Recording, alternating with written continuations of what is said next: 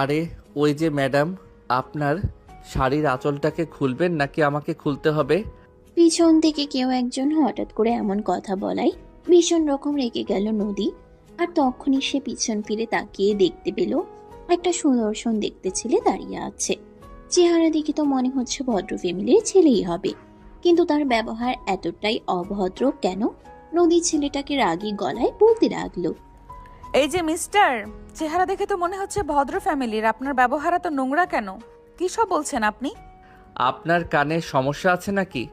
আমি তো আপনাকে জাস্ট এটাই বললাম যে আপনার শাড়ির আঁচলটা আপনি নিজেই খুলবেন নাকি আমাকে খুলে দিতে হবে। একদম চটকনা মেরে সব কটা দাঁত ফেলে দেব। বেয়াদব মার্কা ছেলে কোথাকার, কাকে কি বলছেন আপনি? রাস্তার মাঝখানে আপনি আমার শাড়ির আঁচল খুলবেন মানে? আর আপনি আমার শাড়ির আঁচল খুলবেনই বা কেন? আমি কি আপনার বিয়ে করা বউ নাকি? ও মা, তাই নাকি? শরীরের আঁচল খোলার জন্য বুঝি বিয়ে করা বউ হতে হয়? তাহলে চলুন না কাজী অফিসে, এক্ষুনি আপনাকে বিয়ে করে তারপরে আপনার শাড়ির আঁচলটা খুলে দেব। সত্যি আপনি আমাকে বিয়ে করবেন? তাহলে চলুন কাজী অফিসে, আমি এক্ষুনি আপনাকে বিয়ে করব। আমারও বিয়ে করার প্রয়োজন। বলেই নদী আর এক মুহূর্তও দেরি না করে আকাশের হাতটা ধরে টানতে টানতে গাড়িতে নিয়ে বসালো। আর তারপরেই ড্রাইভারকে কার স্টার্ট করতে বলল। ড্রাইভারকে নিয়ে নদী একটা কাজী অফিসের সামনে এসে দাঁড়ালো। আর তারপরে আকাশের হাত ধরে টেনে কাজী অফিসের ভিতরে ঢুকে গেল। আর তখনই কাজী সাহেবকে সবকিছু খুলে বলল, বিয়ের সমস্ত কিছু রেডি করতে বলল। কাজী সাহেব সমস্ত কাগজপত্র রেডি করলে নদী রেজিস্ট্রি পেপারে সাইন করে দিল। আর তারপরে এসে আকাশকে রেজিস্ট্রি পেপারে সাইন করতে বলল। কিন্তু আকাশ তো কোনোভাবেই রেজিস্ট্রি পেপারে সাইন করবে না। এটা দেখে তো নদী ভীষণ পরিমাণ রেগে গেল। আর সে তখনই আকাশকে বলতে লাগলো, ব্যাপার কি সমস্যা? এখন রেজিস্ট্রি পেপারে সাইন করছেন না কেন? আপনি তো বলেছিলেন আমাকে বিয়ে করবেন, এখন তো আমি রেজিস্ট্রি পেপারে সাইন করে দিয়েছি। আপনিও সাইনটা করে আমাকে আপনার বউ বানিয়ে নিন। তখনই আকাশ নদীকে বলতে লাগলো, আরে আপনার কি মাথায় সমস্যা আছে নাকি? আমি আপনাকে কি বললাম আর আপনি কি আমাকে কি বলছেন? আমি তো সেটাই বলেছি যেটা আপনি আমাকে বলেছেন। এখন নিন, তাড়াতাড়ি রেজিস্ট্রি পেপারে সাইনটা করে দিন, তারপর আমি আপনাকে নিয়ে এই শহর থেকে পালাবো। এইখানে আর থাকার আমার কোনো ইচ্ছে নেই। এই যে ম্যাডাম, আপনি যে পাগল হয়ে গেছেন সেটা কি আপনার বাড়ির লোক জানে? তা না হলে আপনি আপনার বাড়ির নাম্বারটা দিন, আমি তাদেরকে ফোন করে জানিয়ে দিচ্ছি। আরে আমারে পাগলে পাইছে নাকি যে আপনি আমার বাড়িতে ফোন দেবেন? এটা তো আমি কখনোই হতে দেব না। কারণ আমার বাড়ি থেকে আমি পালিয়ে এসেছি, একটা ছেলের সঙ্গে আমার বিয়ের সম্বন্ধ ঠিক করেছে, কিন্তু আমি সেই ছেলেকে বিয়ে করব না। তাই সে আপনি বিয়ে করবেন কি করবেন না সেটা আপনার একান্তই ব্যক্তিগত ব্যাপার, কিন্তু আপনি আমাকে কেন ফাঁসাতে চাইছেন আমি তো সেটাই বুঝতে পারছি না। কি সমস্যা আপনার? সমস্যা একটাই, এখানে আমি এই রেজিস্ট্রি পেপারে সাইন করবেন আপনি, আর আমাকে বিয়ে করবেন। তারপর আমরা এই শহর থেকে অনেক দূরে চলে যাব, আর সেখানে আমাদের ছোট্ট একটা সংসার সাজাবো। আমি আপনাকে বিয়ে করতে পারবো না। আপনি একটা কাজ করুন, আপনার বাসার ঠিকানা আমাকে দেন, আমি নিজ দায়িত্বে আপনাকে আপনার বাসা পর্যন্ত পৌঁছে দিচ্ছি। আকাশের এরকম কথাবার্তায় ভীষণ পরিমাণ রেগে যাচ্ছিল নদী। সে কোনোভাবেই নিজের রাগ কন্ট্রোল করতে পারছিল না। তখন ঠাস করে আকাশের গালে একটা চড় বসিয়ে দিয়ে বলতে লাগলো, তো তোমার কি সমস্যা? তাড়াতাড়ি, কখন থেকে আমি ভালোভাবে বলতেছি, আমার কথা কি তোর কানে ঢুকতেছে না নাকি? আমি বললাম না আমি তোরে বিয়ে করব, এখন তুই আমাকে বিয়ে করবি, এটাই শেষ কথা। চুপচাপ রেজিস্ট্রি পেপারে সাইনটা করে দে, তা না হলে কিন্তু একদম খুন করে ফেলবো তোকে, এই বলে দিলাম। আরে আপনি তো যাচ্ছে তাই মেয়ে মানুষের একটা ছেলেকে এভাবে থ্রেট দিয়েছেন, আপনার একটু লজ্জা করছে না? এই ছ্যামড়া, আমার লজ্জা লাগবে কেন? আমি কি কাপড় ছাড়া এখানে দাঁড়িয়ে আছি নাকি? এত কথা বাড়াস না, আমার এত কথা একদম ভালো লাগছে না। তোকে যেটা বলেছি তুই সেটাই কর, চুপচাপ রেজিস্ট্রি পেপারে সাইনটা করে দে, তা না হলে কিন্তু আমি সত্যি বলছি আমার মেজাজ এখন খুব বেশি খারাপ হচ্ছে কিন্তু। ওরে আল্লাহ, তুমি আমারে রক্ষা করো। আমি কোন পাগলের পাল্লায় পড়ে গেলাম আমি তো সেটাই বুঝতে পারছি না। তোর কোনো কিছু বোঝার কোনো প্রয়োজন নেই, তোকে যেটা বলেছি তুই চুপচাপ সেটাই কর, তা না হলে আমি যেটা বলেছি সেটাই কিন্তু করব, এই তোকে বলে দিলাম। নদী প্রচন্ড পরিমাণে ক্ষিপ্ত হয়ে আকাশকে কথাগুলো বলে তার চোখ দিয়ে যেন আগুনের ফুলকা ঝরে পড়ছিল। আকাশ নদীর দিকে তাকিয়ে ভীষণ রকম ভয় পেয়ে গেল। একটা মেয়ে মানুষ এতটা রাগী হতে পারে সেই প্রথমবার দেখল। যেন এই আগুনের ঝলসানিতে পুরো একটা সাম্রাজ্য ঝলসে দেওয়ার মতো ক্ষমতা রাখে এই মেয়েটা। আকাশ ভীষণ রকম ভয় পেয়ে গেল নদীর এরকম কাহিনী দেখে। তাই সে আর কোনো কথা না বলে চুপচাপ রেজিস্ট্রি পেপারে সাইনটা করে দিল। আকাশ রেজিস্টার পেপারে সাইনটা করে দেওয়ার পরেই নদী বলতে লাগলো, এই তো গুড বয়, এখন তুই শুধু আমার শাড়ির আঁচল নয় পুরো শাড়িটাই খুলতে পারিস। তবে এখানে খুলবি নাকি বাসায় গিয়ে? বলতেই আকাশ তার ঘড়ির হুকের সঙ্গে লেগে থাকা নদীর শাড়ির আঁচলটা খুলে দিয়ে বলতে লাগলো, এই নিন আপনার শাড়ির আঁচল, আমি আমার ঘড়ির হুক থেকে খুলে দিয়েছি। এবার আপনি আপনার পথে যেতে পারেন আর আমি আমার পথে।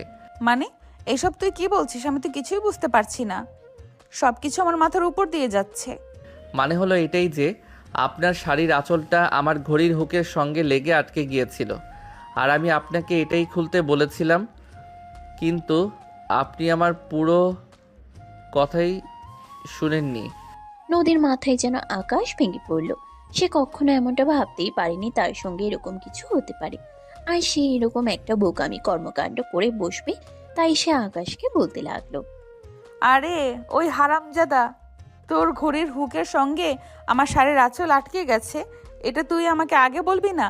এতক্ষণে তোর বলার সময় হলো? আমি আপনাকে কখন বলবো? আপনি কি আমাকে বলার মতো সময় আর সুযোগ দিয়েছেন নাকি? আমি তো সেই কখন থেকে আপনাকে এটাই বলার চেষ্টা করছিলাম যে আপনার শাড়ির আঁচলটা আমার ঘড়ির হুকের সঙ্গে আটকে আছে, কিন্তু আপনি তো আমাকে সেই সুযোগটাই দিলেন না বলার জন্য। আর এখন আপনি উল্টে আমাকেই ঝাড়ি দিচ্ছেন, এটা তো একদম ঠিক হচ্ছে না। তোরে কি ঝাড়ে দিতে আমার স্বাদ লাগছে নাকি? তুই এই ছোট্ট একটা কথা আমাকে বলতে পারলি না, এখন কি না বলছিস আমি আমার পথে যাবো আর তুই তোর পথে যাবি? তুই কি সবটা মগের মুল্লুক পেয়েছিস নাকি? আরে বড্ড আজব মানুষ তো আপনি। আমি কখন বললাম যে আমি মগের মুল্লুক পেয়েছি? আপনি তো নিজেই আমাকে মগের মুল্লুক পেয়েছেন, যেভাবে ইচ্ছে হচ্ছে সেভাবে আমাকে নাচাচ্ছেন। দেখ, একদম বেশি কথা বলিস না, তাহলে কিন্তু আমি সত্যিই তোকে খুন করে ফেলবো। তখনই আকাশ নদীকে থামিয়ে দিয়ে বলতে লাগলো, একদম আপনি আমার সঙ্গে অভদ্র আচরণ করার চেষ্টাও করবেন না। একটু আগেই আপনি আমাকে বিয়ে করেছেন, সেটা ভুলে যাবেন না। আপনি আমার বিয়ে করা বউ, তাই আমার সঙ্গে ভদ্র আচরণ করুন। হ্যাঁ, আমি তোর বিয়ে করা বউ, সেটা আমার মাথায় আছে। তবে তুই হয়তো একটা কথা ভুলে গেছিস। তুই যখন কাজীকে নিজের বয়স বলছিলি তখন আমি জানলাম তুই আমার চাইতে 2 বছরের ছোট। হোয়াট? হ্যাঁ, একদমই তাই। আমার ডেট অফ বার্থ 2001 আর তোর ডেট অফ বার্থ 2003। মানে আমি আমার থেকে সিনিয়র একটা মেয়েকে বিয়ে করেছি, তাও আবার এভাবে হুট করে? আপনার মতো দজ্জাল মার্কা একটা মেয়েকে? একদম দিব কানের নিচের 2টা। তুই দজ্জাল কাকে বলছিস? যে নিজের বিয়ে করা বরকে কানের নিচে দিতে পারে সে তো দজ্জাল ছাড়া আর কিছুই হতে পারে না। যাই হোক, এখন কোথায় যাবেন সেটা বলেন। কোথায় আবার যাব? তুই আমাকে তোর বাসায় নিয়ে যাবি, আর না হলে অনেক দূরে কোথাও চলে যাব, যেখানে আমার ফ্যামিলির কেউ আমাকে খুঁজে পাবে না। I am so sorry madam, আপনাকে আমি আমার বাসায় নিয়ে যেতে পারবো না। আমার আব্বু আম্মু যদি জানতে পারে আমার বড় ভাইকে রেখে আমি বিয়ে করে নিয়েছি, তাহলে এমনিতেই আমাকে বাড়ি থেকে বের করে দেবে। তার উপর আবার যদি তারা এটা জানতে পারে যে আপনি আমার থেকে বয়সে বড়, তাহলে তো আর রক্ষে নেই। আচ্ছা, তোর কোনো আত্মীয়র বাড়ি নেই যেখানে গিয়ে আমরা কয়েকদিন থাকতে পারবো? এই শহরে আত্মীয় স্বজনের আমার অভাব নেই, আমার সমস্ত আত্মীয় স্বজন এই শহরে থাকে। কিন্তু আপনাকে নিয়ে যাওয়া যাবে না ম্যাডাম, কারণ আমার বাসায় যেতে আধা ঘন্টা লেট হলেই আমার আম্মু অলরেডি সমস্ত আত্মীয় স্বজনের বাসায় খোঁজ খবর নেওয়া শুরু করে দেন। ধুর, মাথাটাই হ্যাং হয়ে আসছে, কি করব কিছুই বুঝতে পারছি না। কোথায় যাব, কোথায় থাকবো? আচ্ছা চল, একটা চায়ের দোকানে গিয়ে বসে 1 কাপ চা খাই, আর ততক্ষণে মাথাটা ফ্রেশ করে একটু চিন্তা ভাবনা করি কোথায় যাওয়া যায়। এই বলে নদী আকাশকে নিয়ে সামনে একটা টং দোকানে বসে চা খেতে লাগলো। বেশ কিছুক্ষণ পর হঠাৎ করে নদী আকাশকে বলতে লাগলো, চল আমরা দুজন আমার মামার বাড়ি চলে যাই, সেখানে আমরা দুজন সেফলি কিছুদিন থাকতে পারবো। তারপর আমাদের দুজনের কিছু একটা ব্যবস্থা করে সেখান থেকে চলে যাব। আচ্ছা ঠিক আছে, তাই চলুন। এটা ছাড়া তো এখন আর কিছুই করার নেই। হ্যাঁ, তাই চল। এই বলে নদী আকাশকে নিয়ে সামনের দিকে এগিয়ে গেল। আর তারপরই গাড়িতে উঠে বসলো। নদী গাড়িতে ওঠার সঙ্গে সঙ্গে ড্রাইভারকে বলতে লাগলো, এইখানে 100 টাকা আছে, এটা দিয়ে রিক্সা ভাড়া দিয়ে আপনি বাসায় চলে যাবেন। আর আম্মু যদি আমার ব্যাপারে কিছু জিজ্ঞেস করে বলবেন কোথায় গেছে জানি না। কিন্তু ম্যাডাম, আপনি কোথায় যাচ্ছেন সেটা বলে যান। আপনি কি কানে শুনতে পান না নাকি? আপনাকে আমি কি বললাম, তারপরও আপনি আমাকে প্রশ্ন করছেন কেন? না মানে আসলে ম্যাডাম, আমি তো এখান থেকে যাওয়ার পর আপনার বাড়িতে প্রত্যেকটা মানুষ আমাকে প্রশ্ন করবে আপনার ব্যাপারে, তখন আমি কি বলবো? বলবেন আমি জাহান্নামে গেছি। বাই দ্য ওয়ে, গাড়ি লাগবে না, আপনি গাড়ি নিয়ে চলে যান। আমি যদি গাড়ি নিয়ে যাই তাহলে তো আমার গাড়ির জিপিএস ট্র্যাক করে জেনে যাবে আমি কোথায় আছি। এই নিন, আমি আমার মোবাইলটাও রেখে যাচ্ছি। এই বলে নদী নিজের মোবাইল আর গাড়ির চাবি ড্রাইভারের হাতে তুলে দিয়ে আকাশকে নিয়ে গাড়ি থেকে নেমে গেল। আর তারপর ড্রাইভারকে চলে যেতে বলল। ড্রাইভার তখনও সেখানে দাঁড়িয়ে আছে। নদী আকাশের হাতটা ধরে একটা রিকশায় নিয়ে গিয়ে বসলো। আর তারপরে আকাশ নদীকে বলতে লাগলো, এভাবে হুটহাট করে সিদ্ধান্ত নেওয়াটা আমাদের একদমই ঠিক হয়নি। জেনে বুঝে সিদ্ধান্ত নেওয়া উচিত ছিল। তাহলে তুই আমাকে নিয়ে তোর বাসায় চল, তাহলে তো সব সমাধান হয়ে যাবে। আপনি পাগল নাকি? আমি তো বললাম আপনাকে নিয়ে আমাদের বাসায় যাওয়া যাবে না। আব্বু আম্মু আমাকে মেরেই ফেলবে। তাহলে অত কথা বলছিস কেন? চুপচাপ রিক্সায় বসে থাক, আমি যেখানে নিয়ে যাচ্ছি সেখানে যাবি। এই বলে নদী আর আকাশ রিকশায় করে বাস স্টপেজে চলে আসলো। তখন প্রায় সন্ধ্যা 7টার বেশি বাজে। নদী আকাশকে দাঁড় করিয়ে রেখে বাস কাউন্টারে চলে গেল টিকিটের ব্যাপারে কথা বলার জন্য। প্রায় 10 মিনিট পর নদী ফিরে আসলো হাতে দুটো টিকিট। কিছুক্ষণ পরে বাস ছাড়বে, তাই নদী আকাশকে বলতে লাগলো, চল, সামনেই একটা ছোট্ট রেস্টুরেন্ট আছে, সেখান থেকে কিছু খেয়ে নেওয়া যাক। পৌঁছাতে পৌঁছাতে প্রায় সকাল হয়ে যাবে, আর রাস্তায় খাবার কিছু পাওয়া যাবে না। হ্যাঁ না মানে আসলে আমি তো বাইরের খাবার খেতে পারি না, আমার পেট ব্যথা করে। এই দেখ, একদম ন্যাকামি করিস না, ন্যাকামি আমার একদম ভালো লাগে না। এখানে তোকে হোমমেড খাবার কে দেবে? চুপচাপ চল তো আমার সঙ্গে। এই বলে আকাশ রেস্টুরেন্টে যেতে না চাইলেও নদী তাকে জোর করে টেনে রেস্টুরেন্টের ভিতরে নিয়ে ঢুকে গেল। আর তারপর ওয়েটারকে ডেকে তাদের দুজনের জন্য খাবার অর্ডার করলো। নদী খাবার খেতে শুরু করলো, কিন্তু আকাশ চুপচাপ বসে আছে, কিছু একটা নিয়ে চিন্তা করছে। তখনই হঠাৎ করে আবারও নদী তাকে বলতে লাগলো, কি রে, কি ব্যাপার? তুই এইভাবে চুপচাপ বসে আছিস কেন? খাবার সামনে নিয়ে। আমার খেতে ইচ্ছে করছে না, আপনি প্লিজ খেয়ে নিন, আমাকে জোর করবেন না। মামার বাড়ির আবদার পেয়েছিস নাকি?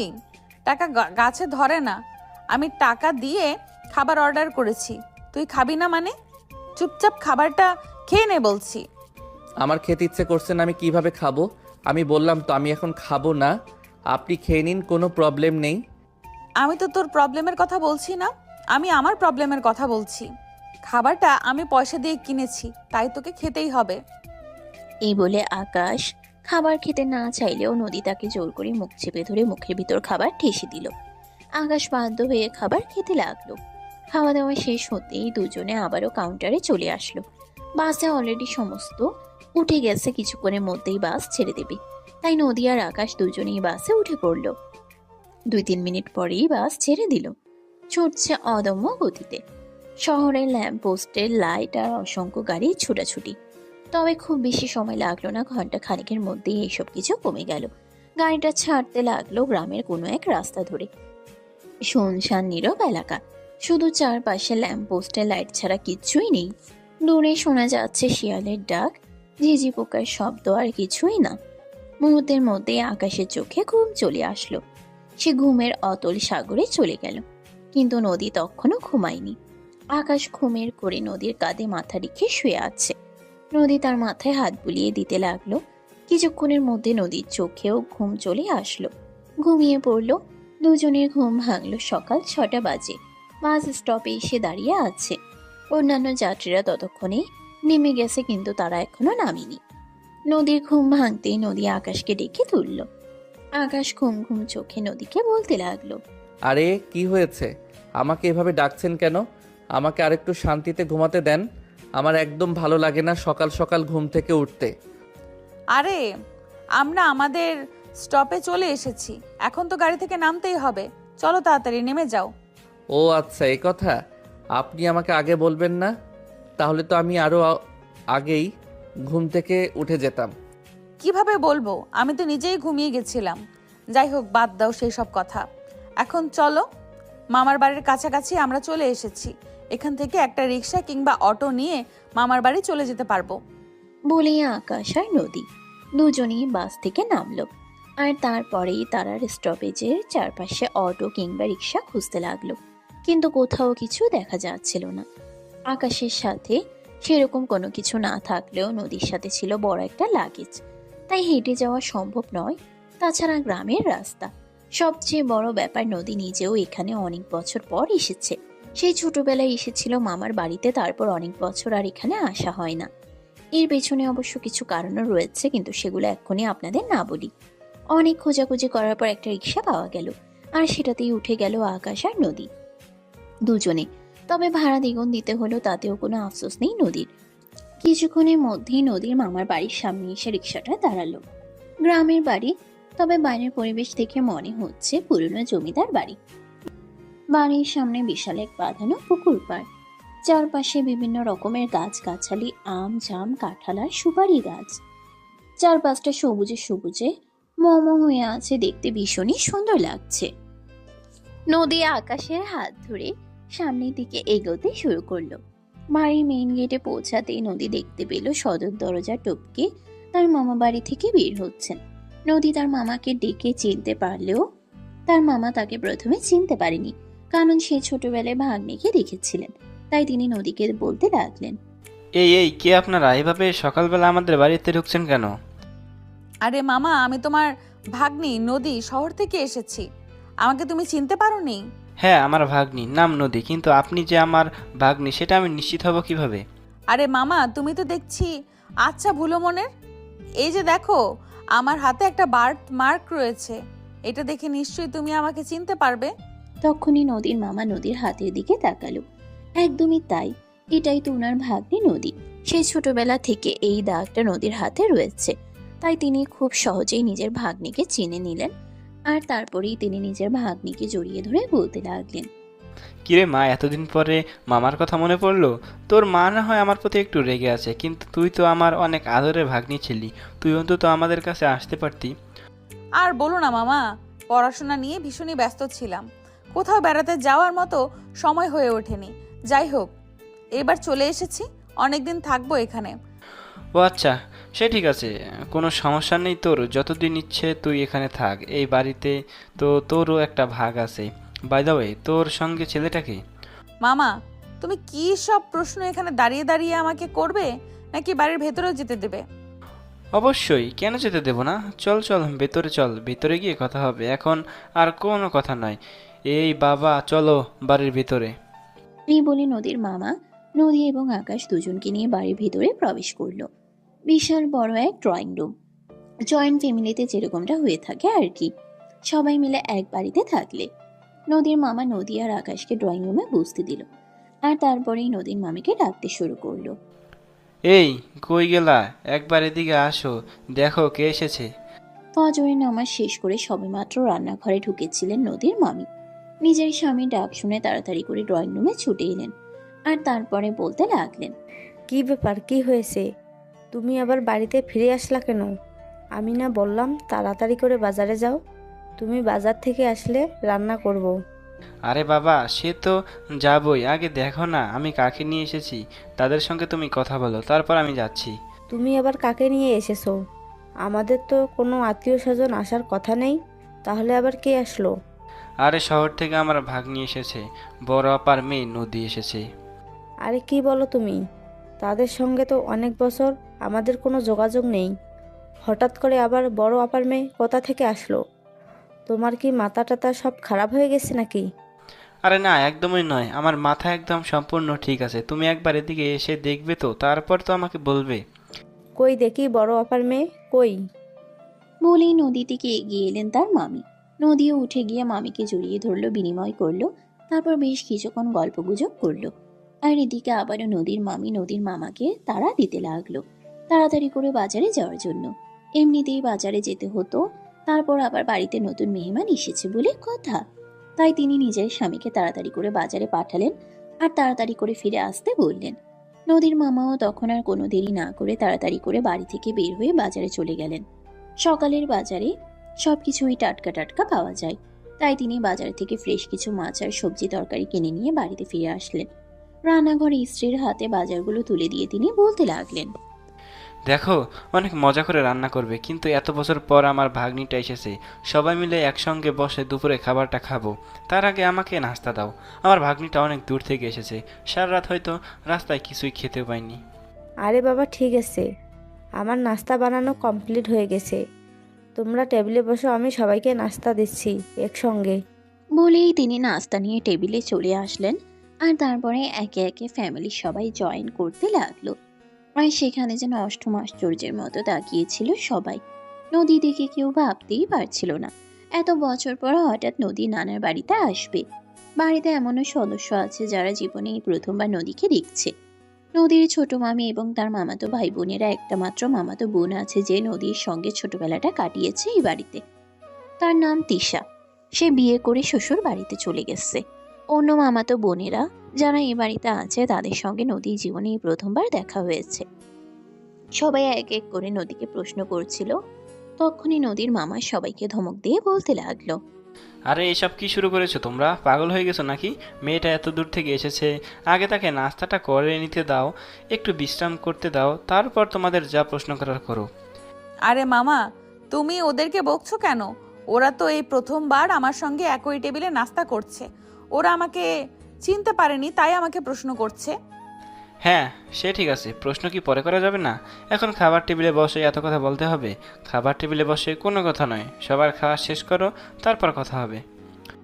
নদীর মামার ধমক শুনে কেউ আর কোনো কথা বলার সাহসী পেল না। সবাই খাবার খাওয়ায় মনোযোগ দিল। খাওয়া শেষ হলে সবাই ড্রয়িং রুমে এসে বসলো। নদীকে সবাই ঘিরে ধরলো, এক একজন এক এক রকম প্রশ্ন করতে লাগলো। আর নদীও সবাইকে উত্তর দিতে লাগলো। ঠিক ওই মুহূর্তেই নদীর মামা আবারও নদীর পাশে এসে বসলেন। তারপর নদীকে বলতে লাগলেন, কি ব্যাপার আম্মাজান, আপনার সাথে ওটা কে? আপনি তো আমাকে বললেন না। মামা, তোমাকে সব বলবো, কিন্তু এখন কিছুই বলা যাবে না। তুমি আমার সঙ্গে একটু বাইরে চলো। ঠিক আছে আম্মাজান, তাই চলেন।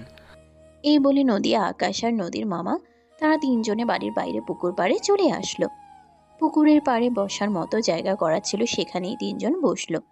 আর তারপরেই নদী তার মামার হাত দুটো শক্ত করে চেপে ধরে বলতে লাগলো, মামা, আসলে আমি বুঝতে পারছি না তোমাকে ব্যাপারটা কিভাবে বলবো, কিন্তু এই মুহূর্তে যদি তোমাকে সাথে ব্যাপারটা শেয়ার না করি তাহলে ভীষণ অন্যায় হয়ে যাবে। আম্মাজান, ভয় পাওয়ার কিছু নেই। আমি আপনার আব্বা আম্মুর মতন নই। আমাকে আপনি নির্দ্বিধায় যে কোনো কিছু শেয়ার করতে পারেন। আমি আমার জায়গা থেকে যতটা সম্ভব আপনাকে সাহায্য করব। আসলে মামা, হয়েছে কি, অতঃপর নদীর সমস্ত ঘটনা তার মামাকে খুলে বলল। সবকিছু শুনে তার মামা বেশ কিছুক্ষণ চুপ করে রইলেন। আর তারপরেই নদীর মাথায় হাত বুলিয়ে দিয়ে বলতে লাগলেন, ঠিক আছে আম্মাজান, এসব কিছু নিয়ে আপনাকে কোনো চিন্তা করতে হবে না। যা হবার হবে সবটা আমি সামলে নেব। আর আপনার আব্বু আম্মু কোনো কিছু জানবে না। আপনি এখানে নিশ্চিন্তে কিছুদিন থাকুন, আপনার মাথা ঠান্ডা হোক, তারপর আমরা ঠান্ডা মাথায় চিন্তা ভাবনা করে সিদ্ধান্ত নেব পরবর্তী স্টেপ কী নেওয়া যায়। থ্যাংক ইউ মামা, থ্যাংক ইউ সো মাচ। তোমার উপরে আমার সম্পূর্ণ ভরসা ছিল তুমি ব্যাপারটা বুঝতে পারবে, তাই তো আমি আর কোথাও না গিয়ে শুধু এখানেই চলে এসেছি। একদম ভালো করেছো আম্মাজান। এখন চলো, ভেতরে সবাই বসে আছে, ওরা আবার ভাববে তুমি আমার সঙ্গে কি না কি কথা বলতে এত আড়ালে নিয়ে এসেছো।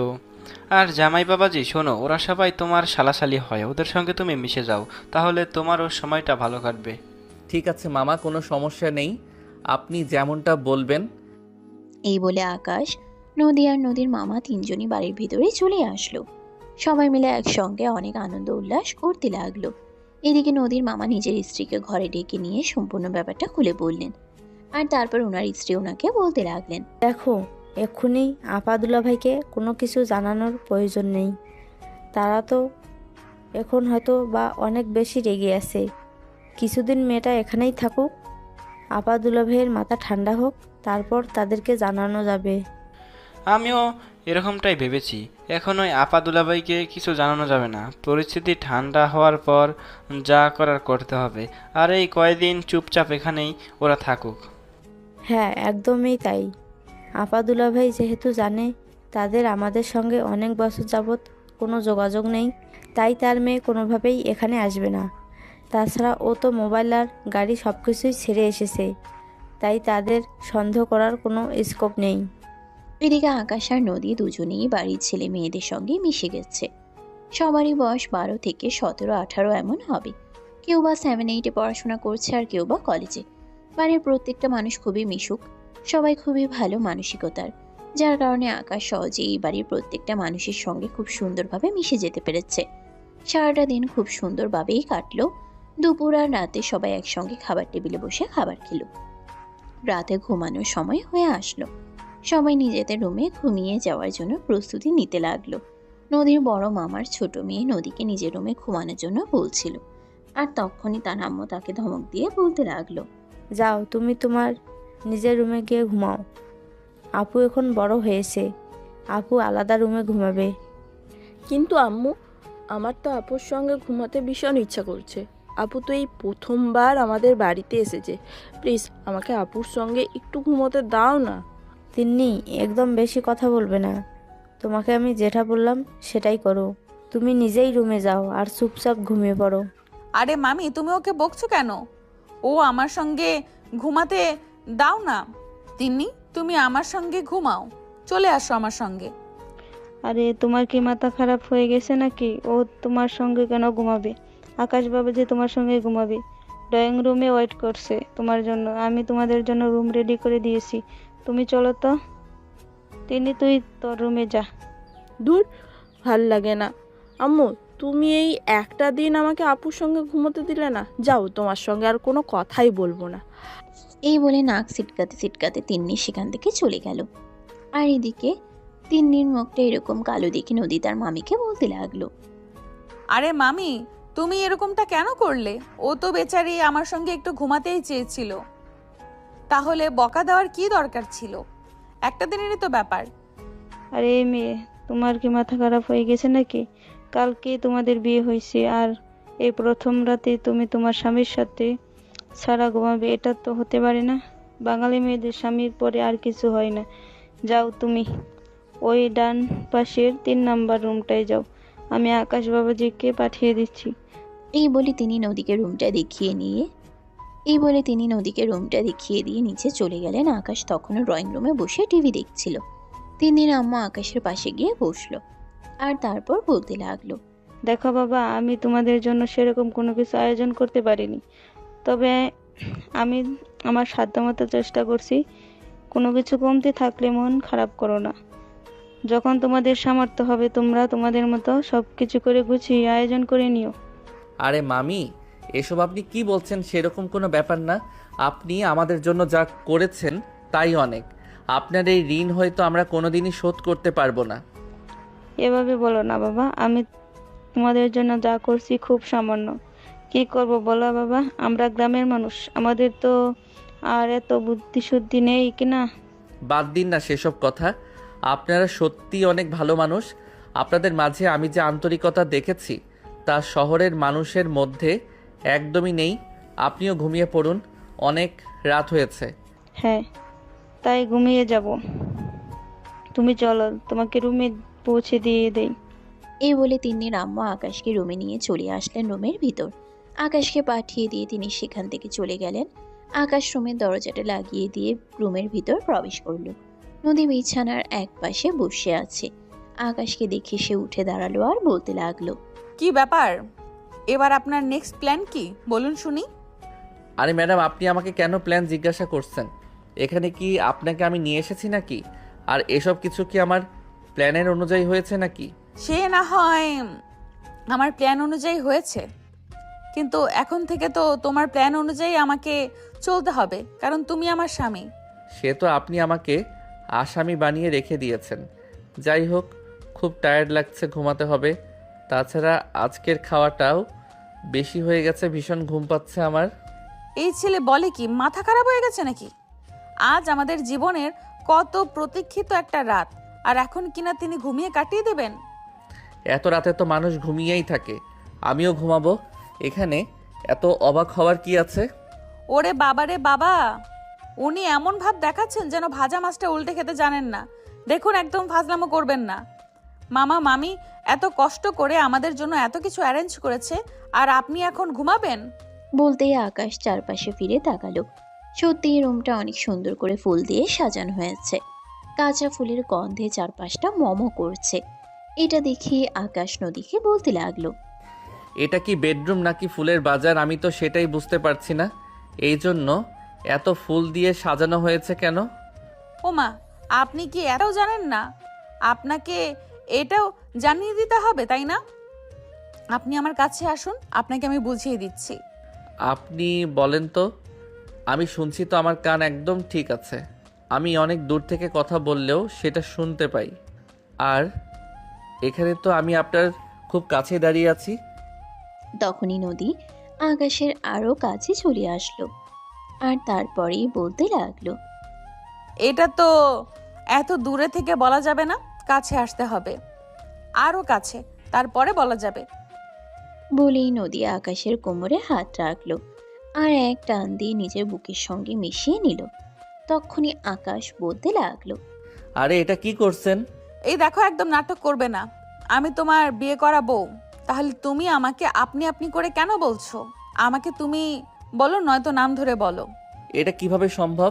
আপনি তো নিজেই বললেন আপনি আমার চাইতে বয়সে বড়। তাহলে আমি আপনাকে নাম ধরে কিভাবে ডাকতে পারি? কারণ আমি তোমার বিয়ে করা বউ, আর বউকে কেউ আপনি করে ডাকে না, বউকে তুমি অথবা নাম ধরে ডাকতে হয়। আমি এটা পারবো না। আমার পরিবারের মানুষ আমাকে এতটাও অভদ্রতা শেখায়নি। আচ্ছা, তাই নাকি? সেটা একটা সিনিয়র মেয়েকে বিয়ে করার সময় মনে ছিল না? এটা তো আগেই ভাবা উচিত ছিল, তাই নয় কি?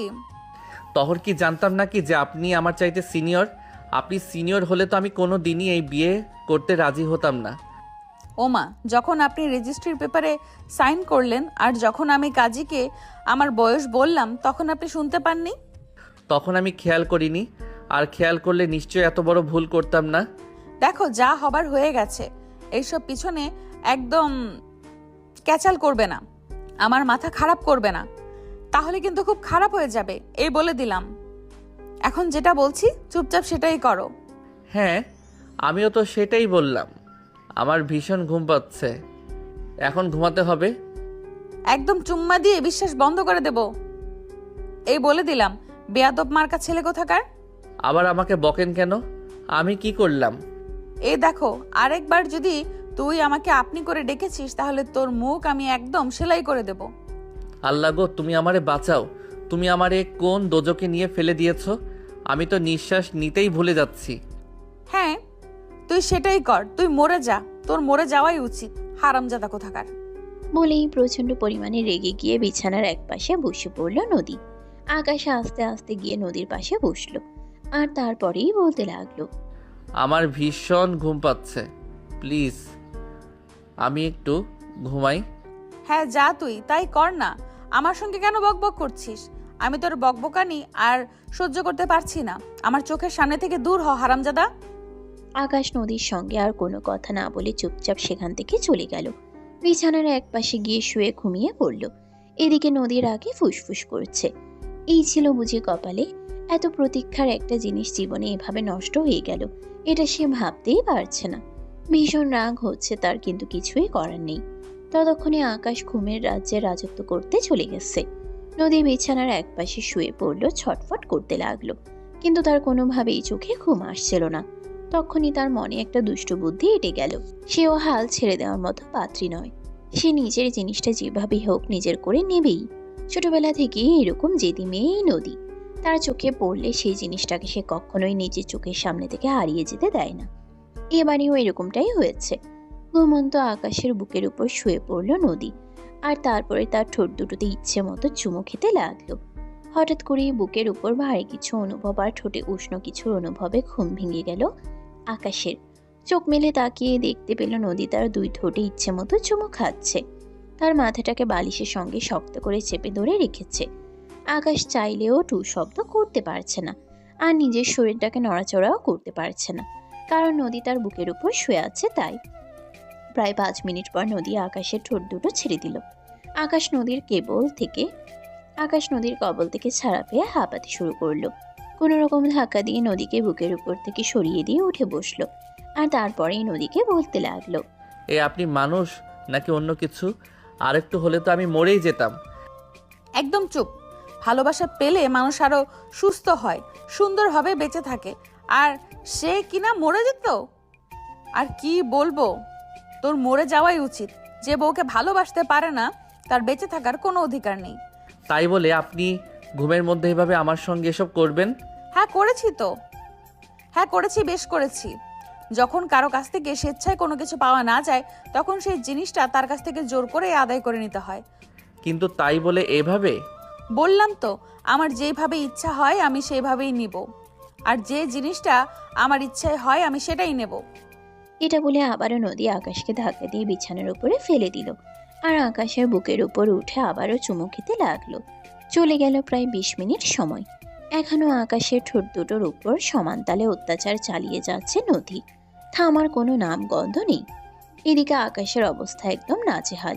কিন্তু একটা মেয়ে যখন নিজের থেকে তাকে ভালোবাসার উষ্ণতায় উষ্ণত করতে চাইছে, সে কতক্ষণ আর নিজেকে ধরে রাখবে? অবশেষে সে নিজেও নদীর সঙ্গে রেসপন্স করতে লাগলো। আর বেশ কিছু সময়ের মধ্যেই দুজন ভালোবাসার অতল সাগরে হারিয়ে গেল। প্রায় ঘন্টা খানেক পর দুজন দুজনকে ছেড়ে দিয়ে বিছানার দুপাশ ফিরে ঘুমিয়ে পড়ে। সকালবেলা যখন আকাশের ঘুম ভাঙল, তখন সে দেখতে পেল নদী তার বুকের উপর মাথা রেখে শুয়ে আছে। শরীরে একটা সুতো পর্যন্ত নেই। আকাশ ভীষণ লজ্জায় পড়ে গেল। তাড়াতাড়ি করে কম্বল দিয়ে নিজেদেরকে আবৃত করে নিল, আর তারপরে নদীকে ঘুম থেকে ডেকে তুলল। এই যে, ঘুম থেকে উঠুন প্লিজ।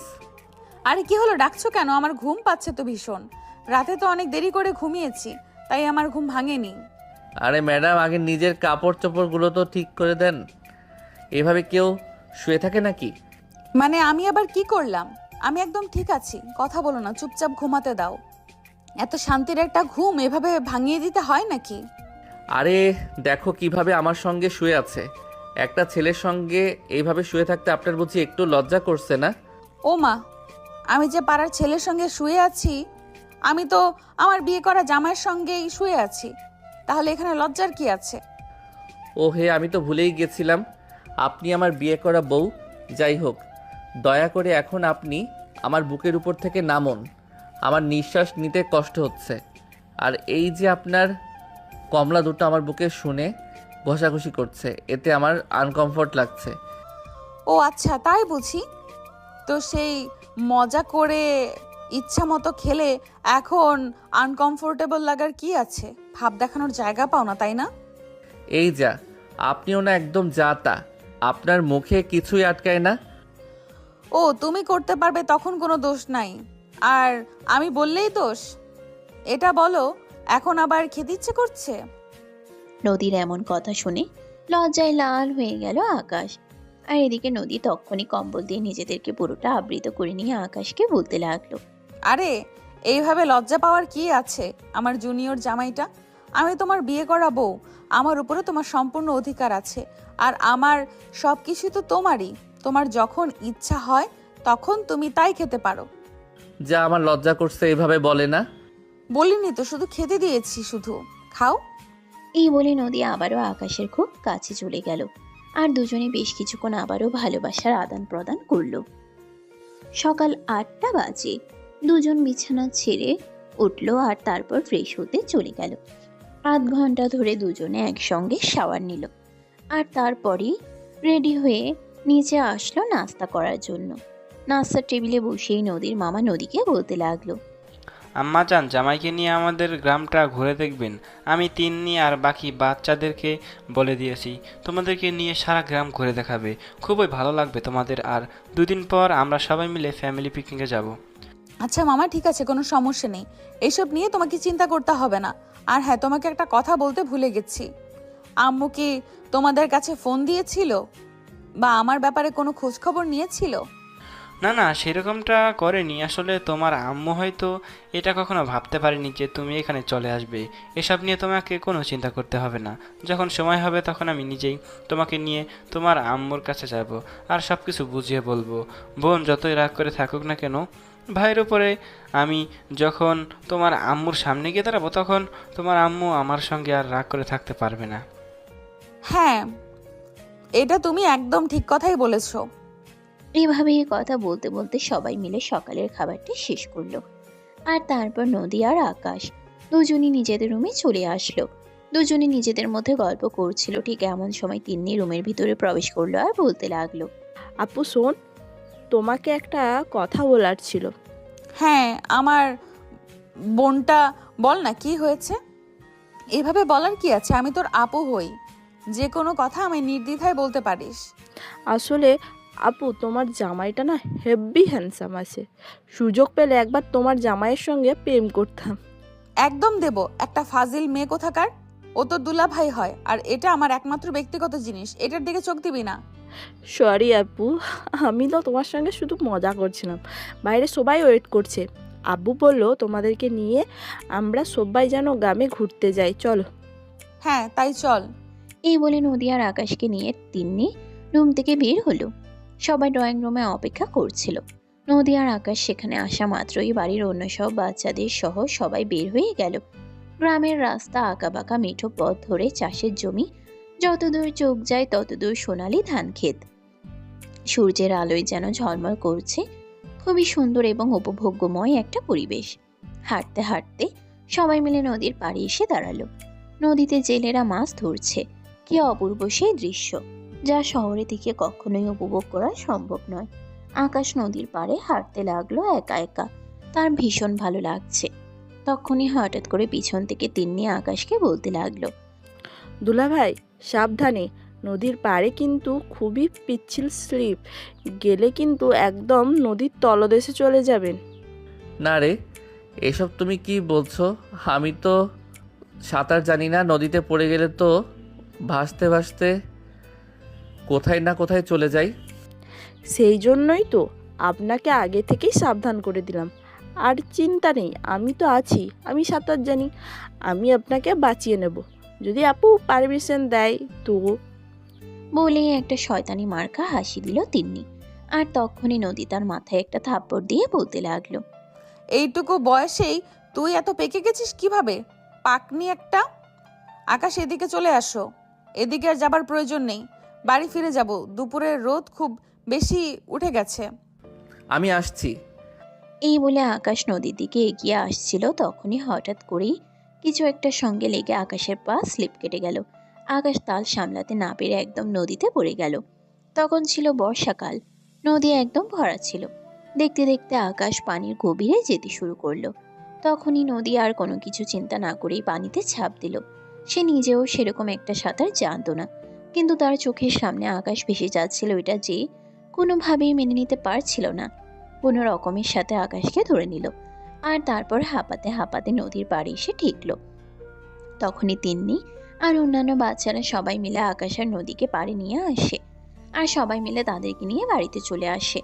বাড়িতে আসা মাত্রই তিন্নির আম্মু তিন্নিকে প্রচন্ড রকম বকতে লাগলো। তুই যত আকার মেয়ে ডেকি, তোকে কে বলছিল ওদের নিয়ে এখানে যেতে? তুই জানিস না ওরা সাঁতার জানে না, ওরা শহর থেকে এসেছে। আম্মু, আমি তো সেজন্য দুলাভাইকে সাবধান করেছিলাম, কিন্তু দুলাভাই তো নিজেই পড়ে গেছে। এখানে আমার কি দোষ? তুমি আমাকে কেন বকছো? এই চুপ কর, তুই একটা কথাও বলবি না। তোর সব দোষ। তুই কেন ওদেরকে এখানে নিয়ে গেলি? তুই যদি ওদেরকে এখানে নিয়ে না যেতি তাহলে কি এই দুর্ঘটনা ঘটতো? মামি প্লিজ, তুমি ওকে বকো না, ওর কোনো দোষ নেই। আমরা নিজেরাই ওখানে গিয়েছি, ও আমাদেরকে যেতে নিষেধ করেছিল। আর এইদিকে আকাশও ফিরে আসছিল, তাই হঠাৎ করে স্লিপ খেয়ে পানিতে পড়ে গেছে। ভাগ্য ভালো যে বড় কোনো দুর্ঘটনা ঘটেনি, তাহলে এতক্ষণে কি হতো সেটা আল্লাহই ভালো জানে। মামি প্লিজ, তোমাকে রিকোয়েস্ট করে বলছি, এইসব কথা আবার মামাকে বলতে যেও না, মামা ভীষণ বকাবকি করবে। হ্যাঁ আম্মু, প্লিজ তুমি আব্বুকে কিচ্ছু বলো না। আব্বু যদি এসব কিছু জানতে পারে তাহলে আমাকে মেরেই ফেলবে। প্লিজ আম্মু।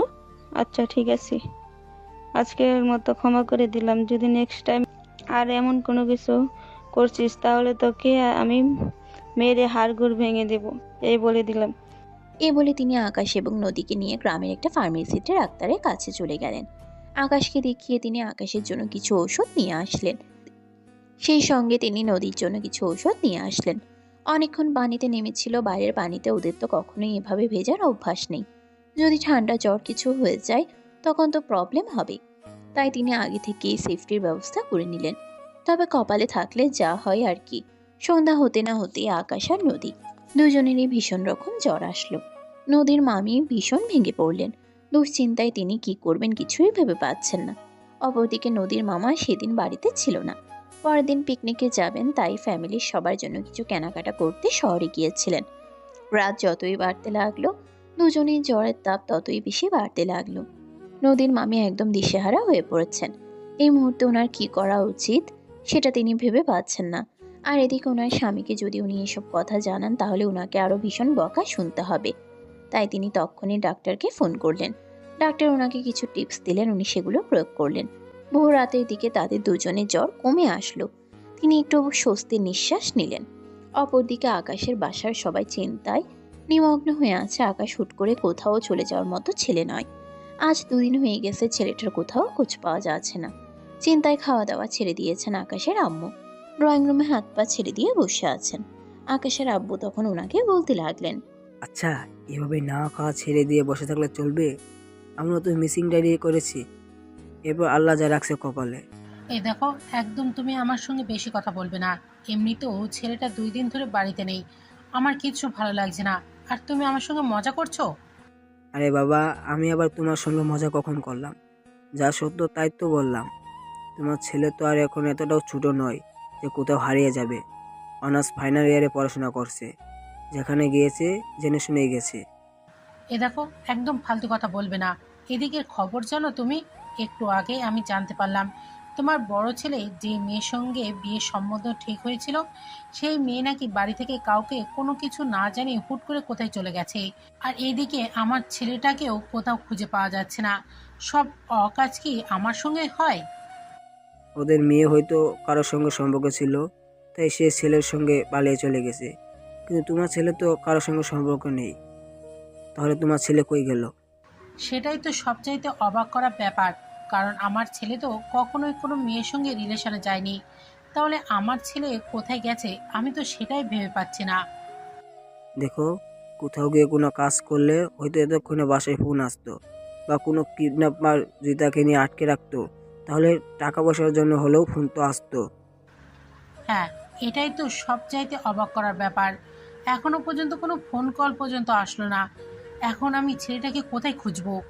দুজনের মাঝখানে এভাবেই কথা চলতে লাগলো। কিছুক্ষণ পরেই আকাশের বড় ভাইয়া সেখানে আসলো। তার মনটা ভীষণ খারাপ। অলরেডি সে খবরটা জেনে গেছে। তার যেই মেয়েটার সঙ্গে বিয়ের সম্বন্ধ ঠিক হয়েছিল সেই মেয়ে বাড়ি থেকে চলে গেছে। ছোটবেলা থেকে আকাশের বড় ভাইয়া বাবা মার পছন্দে বিয়ে করবে সেজন্য কখনো রিলেশন পর্যন্ত করেনি। আর এখন কিনা বাবা মা যে মেয়ের সঙ্গে বিয়ের সম্বন্ধ ঠিক করেছে সেই মেয়ে বিয়ের 1 সপ্তাহ আগে হুট করে কোথায় চলে গেছে। এটা মেনে নিতে পারছে না সে। কেন তার সঙ্গে এরকমটা হলো এটাই সে কোনোভাবে ভেবে উঠতে পারছে না। ড্রয়িং রুমে আসতেই আকাশের আম্মু তাকে ধরে কান্না করতে শুরু করে দিল আর বলতে লাগলো, আমাদের সঙ্গে এসব কি হচ্ছে বাবা? আমি তো কিছুই বুঝতে পারছি না। আম্মু, আমিও কিছু বুঝতে পারছি না কি হচ্ছে এসব। আল্লাহ কি সমস্ত ঝামেলা আমাদেরকে দিতে পছন্দ করেন নাকি? এখন তো সেটাই মনে হচ্ছে বাবা। তুই ভেঙে পড়িস না। আমরা তোর জন্য অন্য মেয়ে দেখবো। সে না হয় ঠিক আছে, কিন্তু আমার ভাইটা কোথায় গেল? ভাইটার আবার কোনো বিপদ আপদ হলো কি না সেটা নিয়েই তো সবচাইতে বেশি চিন্তায় আছে। বাবা, সেটা নিয়েই তো আমাদেরও চিন্তা হচ্ছে, কিন্তু কি করব কিছুই তো ভেবে পাচ্ছি না। কোনো খোঁজ খবর ছাড়া তো আমরা কোথাও গিয়ে খুঁজতেও পারবো না। তাছাড়া আমাদের যতদূর সম্ভব ততদূর খোঁজার চেষ্টা করছি, কিন্তু কোনোভাবেই তো পাচ্ছি না। না তো কোনো বন্ধুর বাসায় আছে, আর না তো কোনো আত্মীয় বাসায় তাহলে গেল কোথায়? চিন্তা করো না আব্বু, আল্লাহর কাছে নামাজ পড়ে দোয়া করো যেন আল্লাহ তার কিছু না হোক, আমার ভাইটাকে আমাদের কাছে ফিরিয়ে দিক, তাতেই আমাদের চলবে। হ্যাঁ রে বাবা, তুই একদম ঠিক কথাই বলেছিস। আল্লাহর কাছে আমাদের আর কিছুই চাওয়া নেই। আল্লাহ শুধু আমার ছেলেটাকে ভালোই ভালোই আমার কাছে ফিরিয়ে দিলেই হবে। এই বলে আকাশের আম্মা আবারও কাঁদতে শুরু করলো। এইদিকে সকাল 10টা বাজে নদীর মামা শহর থেকে ফিরে এসেছেন। পাশে এসে তিনি নদীকে ডাকতে শুরু করলেন। নদীর গায়ের জ্বর তখনও পুরোপুরি সারেনি। সে বিছানায় শুয়ে আছে, উঠতে পারছে না। শরীরে প্রচন্ড ব্যথা করছে। আম্মাজান, কোথায় আপনি? ড্রয়িং রুমে আসুন একবার। নদীর মামার গলার আওয়াজ শুনে বাড়ির সবাই ড্রয়িং রুমে চলে আসলেও নদী আর আকাশ তখনও ড্রয়িং রুমে আসেনি। তাই তিনি নিজের স্ত্রীকে জিজ্ঞাসা করতে লাগলেন, কি ব্যাপার, আমার আম্মাজান কই? জামাই বাবাজিকে নিয়ে এখনো আসছে না কেন? মানে আসলে তোমার আম্মাজানের জ্বর আসছে রাত্রে। কি বলো? তাহলে তুমি এই খবরটা আমাকে ফোন দিয়ে জানালে না কেন? আমি ডাক্তার নিয়ে আসতাম। আল্লাহ জানে আমার আম্মাজানের কতটা কষ্ট হয়েছে সারা রাত। এই বলে নদীর মামা দৌড়ে উপরে চলে আসলেন। নদী যে রুমে শুয়েছিল সেই রুমে তিনি এসেই ব্যতিব্যস্ত হয়ে পড়লেন। নদীর কপালে হাত দিয়ে দেখতে লাগলেন জ্বর কতটুকু। জ্বর আগে থেকে অনেকটাই কমে গেছে, হালকা তাপ আছে মাত্র। নদীর মামা তখন নদীকে বলতে লাগলো, আম্মাজান, তোমার এতটা জ্বর কিভাবে আসলো? সেই সঙ্গে জামাই বাবাজির দুজনের একসাথে কিভাবে জ্বর আসলো? কি হয়েছিল? মামা, তেমন কিছুই হয়নি। এত সাধারণ জ্বর যে কারণে হয়ে থাকতে পারে। এক জায়গা থেকে অন্য জায়গার আবহাওয়া অন্যরকম, তাই হয়তো এমনটা হয়েছে। আম্মাজান, এটা তুমি একদমই ঠিক কথাই বলেছো। এক জায়গা থেকে অন্য জায়গায় গেলে এসব সাধারণ জ্বর ঠান্ডা হতেই পারে। যাই হোক, ব্যাপার না। আমি বিকেলে আবার ডাক্তার ডেকে নিয়ে আসবো বাড়িতে। না মামা, সেটার কোনো প্রয়োজন হবে না। মামি আমাদের জন্য ওষুধ কিনে এনেছে। বিকেলের মধ্যে সুস্থ হয়ে যাব আশা করছি। সেটা হলে ভালোই হয়। যদি এখানে কোনো প্রবলেম হয় তাহলে বোন দুলাভাইয়ের কাছে কি জবাব দেব? বলে একটা দীর্ঘশ্বাস ছাড়লেন নদীর মামা। তারপর তিনি বেশ কিছুক্ষণ নদীর পাশে বসে রইলেন। আকাশ আর নদী দুজনের মাথাতেই হাত বুলিয়ে দিতে লাগলেন। নদীর অবস্থা খুব একটা সিরিয়াস না হলেও আকাশের অবস্থা একটু খারাপই ছিল। সে তো পানি খেয়ে একদম কুমির হয়ে গেছিল, তাই তার সর্দি যেন ছাড়তেই চাইছিল না। দুদিন চলে গেছে, নদীর মামা ভীষণ চিন্তিত হয়ে পড়েন। তিনি সিদ্ধান্ত নেন আকাশকে নিয়ে শহরে আসবেন ডাক্তার দেখানোর জন্য। তখন নদী বলতে থাকে, মামা, এত ব্যস্ত হওয়ার কোনো প্রয়োজন নেই, ঠিক হয়ে যাব। আসলে ও তো কখনোই গ্রামে আসেনি, তাই ওর গ্রামের আবহাওয়াটা স্যুট করতে পারছে না। দুদিন থাকলে ঠিক হয়ে যাবে। তাই যেন হয়, আল্লাহ ভরসা। আল্লাহ, তুমি আমার আম্মাজানের বাবাজিকে সুস্থ করে দাও, আমিন।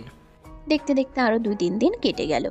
আকাশ আর নদী দুজনে এখন আলহামদুলিল্লাহ আগের চাইতে অনেকটাই সুস্থ। তাই নদী তার মামাকে বলতে লাগলো, ও মামা, তুমি তো একটা কথা ভুলেই গেছো। আমাদের না ফ্যামিলি পিকনিকে যাওয়ার কথা ছিল। তুমি তো একদম সবকিছুই ভুলে বসে আছো। চলো না আমরা কালকে পিকনিকে যাই। তখনই পাশ থেকে তিন্নি সহ বাড়ির অন্যান্য বাচ্চারাও বলতে লাগলো, হ্যাঁ হ্যাঁ, আমরা সবাই কালকে পিকনিকে যেতে চাই। আব্বু প্লিজ আমাদেরকে নিয়ে চলো না। আচ্ছা ঠিক আছে, তোমরা সবাই নিজেদের জিনিসপত্রগুলো গুছিয়ে নাও। আমরা কালকে এই পিকনিকে যাব। সবাই মিলে অনেক মজা করব, আনন্দ উল্লাস করব। হুররে, খুব মজা হবে। বলেই তিন্নি নদীকে জড়িয়ে ধরে নদীর কানে কানে বলতে লাগলো, আপু, তোমাকে একটা কথা বলার ছিল। তোমার জামাইটাকে একেবারের জন্য না দিলেও পিকনিকে গিয়ে কয়েকটা ছবি তোলার জন্য দিও প্লিজ। ওরে ফাজিল বোন আমার। আচ্ছা ঠিক আছে, কোনো সমস্যা নেই। কয়েকটা ছবি তো তুলতেই চাইছিস, ঠিক আছে দিয়ে দেব। তবে আর কিছু কিন্তু করা যাবে না। আমার জিনিসটাকে কিন্তু একদম পারফেক্টভাবেই আমার কাছে ফেরত দিতে হবে। তাহলে কিন্তু খবর আছে, এই বলে দিলাম। আচ্ছা আপু, ঠিক আছে, কোনো সমস্যা নেই। এইসব নিয়ে তুমি একদম চিন্তা করো না। তুমি যেমন বলবে আমি তেমন করব। তোমার জামাইটাকে শুধু আমি কয়েকটা ছবি তুলে তবেই ফেরত দিয়ে দেবো। আচ্ছা ঠিক আছে, এখন চল নিজের রুমে গিয়ে নিজের জিনিসপত্র গুছিয়ে নে। আচ্ছা আপু, তুমি তো হেভি মজার মানুষ। তোমার জামাইকে নিয়ে ছবি তুলতে চাইলাম, কিন্তু কেন ছবি তুলতে চাইলাম সেটা তো তুমি একবারও আমাকে জিজ্ঞেস করলে না। আজব তো, তুই তো আমার ছোট বোন হোস। তুই আমার জামাইকে নিয়ে ছবি তুলবি এখানে আবার? কারণ জিজ্ঞাসা করার কি আছে? শালি দুলা ভাইয়ের সঙ্গে ছবি তুলতেই পারে, এইখানে তো কোনো কারণ দেখার কিছু নেই। না আপু, আসলে ব্যাপার হলো আমাদের কলেজের কয়েকটা ছেলে বেশ কিছুদিন ধরে আমাকে ভীষণ বিরক্ত করছে। আমি ওদেরকে বলে দিয়েছি আমার অলরেডি বয়ফ্রেন্ড আছে আর দেশের বাইরে থাকে, কিন্তু তারা আমার বয়ফ্রেন্ডকে দেখতে চাইছে। এখন আমি ছেলে মানুষের ছবি কোথায় পাবো? তাই ভাবছি তোমার জামাইয়ের সঙ্গে ছবি তুলে এই ছবিটাই ওদেরকে দেখিয়ে দেবো। আরে বা, তোর মাথায় তো দেখছি হেভি বুদ্ধি। তোমার বোন বলে কথা, মাথায় বুদ্ধি তো থাকতেই হবে, তা না হলে চলবে নাকি? হ্যাঁ, এটা তো একদম ঠিক কথাই বলেছিস। আমার মাথায় বুদ্ধি যদি না থাকতো তাহলে এরকম হ্যান্ডসাম একটা ছেলেকে আমার নিজের জামাই বানাতে পারতাম না। আর তুই আমার বোন, তোর মাথায় তো বুদ্ধি থাকতেই হবে। সেটা তো আর বলতে পারছি না বোন। আসলে আমি তোর দুলাভাইয়ের সম্পর্কে বা তার ফ্যামিলি সম্পর্কে সেরকম কিছুই জানি না। আচ্ছা আপু, তুমি আমাকে একটা কথা কিছুতেই বুঝতে পারছি না। তুমি একটা মানুষকে বিয়ে করেছো, সারা জীবন তার সঙ্গে থাকবে বলে প্রতিজ্ঞা করেছো, আর তার সম্পর্কে তুমি কিছুই জানো না? না মানে আসলে আমার জিজ্ঞাসা করা হয়ে ওঠেনি। আসলে বিয়ে করে নিয়েছি তো, তার ব্যাপারে খোঁজ খবর বা জানাশোনা করার মতো কোনো সময়ই হয়ে ওঠেনি। ও আচ্ছা, বুঝতে পেরেছি। যাই হোক, কোনো ব্যাপার না। দুলাভাই কিন্তু আমার হেব্বি পছন্দ হয়েছে। আমার মনে হয় দুলাভাই দেখতে যেমন সুন্দর, তার ব্যাপারে সব কিছুই তেমন সুন্দর হবে। দোয়া করিস তাই যেন হয়। এই বলে নদী আর তিন্নি দুজনে বেশ কিছুক্ষণ গল্পগুজব করলো। পরদিন সবাই মিলে ফ্যামিলি পিকনিকে গেল। অনেক আনন্দ উল্লাস করলো। দেখতে দেখতে বেশ কয়েকদিন কেটে গেল। হঠাৎ করে সেদিন আকাশ হুট করেই বলতে লাগলো, বাসার জন্য আমার ভীষণ মন খারাপ লাগছে। কতদিন হয়ে গেল আব্বু আম্মুর সঙ্গে কথা বলি না। আম্মুকে ভীষণ মিস করছি। তুমি কি বাসায় যাবা? কিভাবে বাসায় যাব সেটাই তো ভেবে পাচ্ছি না। বাসায় গেলেই তো জিজ্ঞাসা করবে আমি এতদিন কোথায় ছিলাম, তখন আমি কি উত্তর দিব? এসব নিয়ে তোমাকে ভাবতে হবে না। তুমি আমাকে তোমার সঙ্গে নিয়ে চলো, যা প্রশ্ন করবে সব কিছুর উত্তর আমি দিয়ে দেব। কিন্তু আমার তো মনে হয় না আমার ফ্যামিলি কোনোদিন তোমাকে মেনে নেবে। তারা তো তোমার সঙ্গে বাজে ব্যবহার করতে পারে। তখন তুমি ঠিক কি করবে? ওসব কিছু নিয়ে তোমাকে কোনো চিন্তা করতে হবে না। যা হবে সব দেখা যাবে। আমি সব কিছু সামলে নেব। তুমি এখন চলো তো আমার সঙ্গে। মামার সঙ্গে কথা বলি, আমরা কালকে ঢাকায় ব্যাক করব। আচ্ছা ঠিক আছে, চলো আগে মামার সঙ্গে কথা বলি। মামা কি বলে সেটা আগে জেনে নেওয়া যাক, তারপর সিদ্ধান্ত নেওয়া যাবে। হ্যাঁ তাই, চলো আগে মামার মতামতটা জেনে নেই। এই বলে নদী আর আকাশ দুজনেই মামার রুমে চলে আসলো। তারা দুজনে অনেকক্ষণ মামার সঙ্গে গল্প করলো আর ঢাকায় ফিরে যাওয়ার ব্যাপারটা বলল। তখন তাদের মামা বলতে লাগলো, ঠিক আছে, কোনো সমস্যা নেই, তোমরা এখন ঢাকায় ফিরে যেতে পারো। তোমরা চাইলে আমিও তোমাদের সঙ্গে যেতে পারি। না মামা, আপনাকে কষ্ট করে আমাদের সঙ্গে যেতে হবে না। আমাদের বাসার পরিবেশ যখন স্বাভাবিক হবে তখন আমি আম্মুকে দিয়ে আপনাকে ফোন দেওয়াবো। তারপর ফ্যামিলির সবাইকে নিয়ে আমাদের বাসায় যাবেন। আচ্ছা বাবা, ঠিক আছে, তুমি যেমন বলবে তেমনই হবে। আগে তোমরা ভালোভাবে বাসায় যাও, সব কিছু ভালোই ভালোই মিটে যাক, তারপর যা হবে দেখা যাবে। তা তোমরা কবে রওনা দিতে চাচ্ছ? মামা তুমি যদি বলো তাহলে আমরা আজ রাতেই ঢাকা ফিরে যেতে চাই। আচ্ছা ঠিক আছে, কোনো সমস্যা নেই, আমি কাউন্টারে কথা বলে রাখবো, তোমাদের জন্য টিকিটের ব্যবস্থা করে রাখবে। আচ্ছা মামা, ঠিক আছে, ধন্যবাদ। এই বলে আকাশ আর নদী দুজনে নিজেদের রুমে চলে আসলো। নদী নিজেদের জিনিসপত্র গোছাতে শুরু করলো। তখনই তিন্নি তাদের রুমে আসে। নদীকে জিনিসপত্র গোছাতে দেখে বলতে লাগলো, কি ব্যাপার আপু, তোমাদের জিনিসপত্র গোছাচ্ছ কেন? পাগলি মেয়ে, কবে এখানে এসেছি আর এখন তো বাসায় যেতে হবে নাকি? কি বলো আপু, তোমরা এখান থেকে চলে যাবে? তোমার এখান থেকে চলে গেলে আমরা ভীষণ খারাপ লাগবে। খারাপ লাগার কিছুই নেই শালিকা। আমি বাসায় গিয়ে সব কিছু সামলে নিয়েই মামাকে ফোন করব। তারপর তোমরা সবাই মিলে আমাদের বাসায় চলে যেও। তোমাকে নিয়ে সারা শহর ঘুরে বেড়াবো। দুলা ভাই, আপনি বললে আমি এখনই আপনার সঙ্গে যেতে পারি, যদি আপু হয়তো করতে দেবে না। আরে কি বলো, তোমার আপু দেবে না মানে? 100 বার দেবে। তোমার মতো সুন্দরী শালিকা পাওয়া তো ভাগ্যের ব্যাপার। তোমাকে নিয়ে ঘুরতে যাব না, এটা হয় নাকি? এই যে মিস্টার, আমার সামনে শালিকার সঙ্গে এইভাবে ফ্লার্ট করাতে এবং একদম খুশিয়ে দুটোকেই। এই যা, আমার মান সম্মান বলতে কিছু অন্তত রাখো। আমি তোমার জামাই লাগি, এটা ভুলে যাও নাকি? ও আচ্ছা, এই ব্যাপার। তুমি আমার স্বামী আমার ছোট বোনের সঙ্গে ফ্লার্ট করতে পারবে, তখন কোনো সমস্যা নেই। আর আমি বললেই যত দোষ। আচ্ছা বাবা, ঠিক আছে, আমাদের দুজনের সঙ্গে তোমাকেও নিয়ে যাব। এবার তো হ্যাপি? অবশ্যই, তুমি যেখানেই যাও আমাকে নিয়ে তবেই যেতে হবে, কারণ আমি তোমার বিয়ে করা বউ। এখন তুমি একা কোথাও যেতে পারবে না। ওকে আপু, ঠিক আছে, কোনো সমস্যা নেই। এখন বলো তোমার কোন হেল্প লাগবে কি না? আমি কি তোমাকে এসব কিছু গুছিয়ে দিতে হেল্প করব? না বোন, আমার কোনো হেল্প লাগবে না। আমি নিজেই সব কিছু সামলে নিতে পারবো। তোরা ভালো থাকিস, নিজের খেয়াল রাখিস, পড়াশোনা ঠিকঠাক মতো করিস। ওকে আপু, তুমি সাবধানে থেকো আর শ্বশুরবাড়ির সবার সঙ্গে একটু মিলেমিশে থাকার চেষ্টা করো। আমাদের মা কাকিরা যেভাবে এখনো একই সংসারে রয়েছে, তুমিও সেভাবে শ্বশুরবাড়ির সংসারটাকে আগলে রেখো। বর্তমানে সময়ে ওভার স্মার্ট বউদের মতন হয়েও না। ওরে বাবারে বাবা, এইটুকুনি পিচ্চি মেয়ের মাথায় এত বুদ্ধি! আচ্ছা ঠিক আছে, আমি খুব ভালো বৌমা হব, সেই সুনাম তুই এই বাড়িতে বসে শুনতে পারবি। আমি জানি তুমি এটা পারবে, কারণ তোমার মধ্যে সব রকম গুণ আছে। একটা ভালো বইয়ের যা থাকা প্রয়োজন তোমার জন্য অনেক শুভকামনা রইল আপু। হ্যাঁ, তোরাও সবাই খুবই ভালো থাকিস আর ঢাকায় বেড়াতে আসিস তোর পরীক্ষা শেষ হলে। শোনো, তুমি মানিয়ে নিতে পারবে তো শেষবারের মতো ভেবে নাও। বললাম তো আমাকে নিয়ে তোমার ভাবতে হবে না, আমি সব কিছু ঠিকভাবেই হ্যান্ডেল করতে পারবো। ঠিক আছে, চলো তাহলে যাওয়া যাক। সেদিন রাতেই আকাশ আর নদী দুজনে ঢাকার উদ্দেশ্যে রওনা দিল। নদীর মামা তাদের দুজনকে ছাড়তে আসলো। বাড়িটা একদম নীরব হয়ে গেছে। নদী আর আকাশ এই বাড়িতে আসার পর যেমন প্রাণোজ্জ্বল ছিল, বাড়িটা তেমনই। তারা চলে যাওয়ার পর বাড়িটা একদম নৃত্যপুরীতে পরিণত হলো। সবাই কান্নায় ভেঙে পড়ল। এতদিন পর বাড়ির বড় নাতি বাড়িতে বেড়াতে এসেছিল, আর সে এখন আবার চলে যাচ্ছে। কত আনন্দ উল্লাস করেছিল, কত স্মৃতি জমা হয়েছে, আর সেই সব কিছু এখন স্মৃতির পাতাতেই থেকে যাবে। নদীর মামা তাদেরকে বাসে উঠিয়ে দিল। স্টেশনের এক পাশে দাঁড়িয়ে আছেন তিনি। রাত 8টা বাজে। ল্যাম্পপোস্টের আলোয় ওনার চেহারাটা স্পষ্ট দেখা যাচ্ছে। দুই চোখ দিয়ে অঝরে পানি পড়ছে, যেন নিজের মাকে ছেড়ে দিচ্ছেন তিনি। এমনভাবেই কান্না করছেন।